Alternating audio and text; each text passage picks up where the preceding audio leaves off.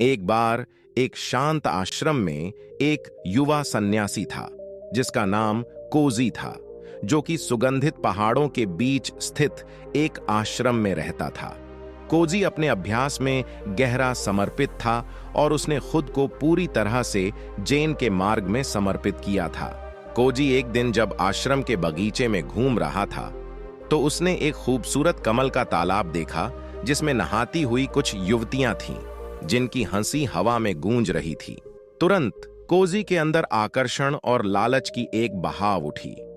उसके विचार नारियों की कल्पनाओं से भर गए और उसने ध्यान या अध्ययन पर ध्यान केंद्रित करने में खुद को असमर्थ पाया। अपनी आंतरिक उलझन से परेशान कोजी आश्रम में अपने गुरु के पास गया। उसने अपने ध्यान और विशेष रूप से कमल के तालाब के आसपास नहाती हुई नारियों के प्रति अपने आकर्षण से संबंधित अपनी उलझनों की बात गुरुजी को बताई। गुरुजी ने कोजी की पूरी बात ध्यान से सुनी। फिर एक जानकारी भरे मुस्कान के साथ उन्होंने कोजी को एक सरल लेकिन गहन शिक्षा दी। गुरुजी ने मुस्कुराते हुए कहा, कोजी, कमल का तालाब तुम्हारे अपने मन का प्रतिबिंब है। जिस प्रकार तालाब की सतह तरंगों द्वारा उत्तेजित हो सकती है, वैसे ही तुम्हारा मन बाह्य प्रलोभनों द्वारा उत्तेजित हो सकता है।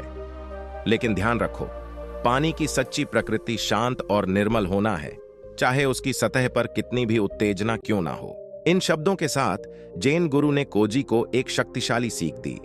उन्होंने उसे अंतर्मन की ताकत और अनुशासन को बढ़ावा देने के लिए प्रोत्साहित किया और अपने अभ्यास में दृढ़ रहने और क्षणिक इच्छाओं को छोड़ने का मार्ग दिखाया। जैन गुरु के ज्ञान से प्रेरित कोजी ने नई स्पष्टता और संकल्प के साथ कमल के तालाब की ओर फिर से देखा।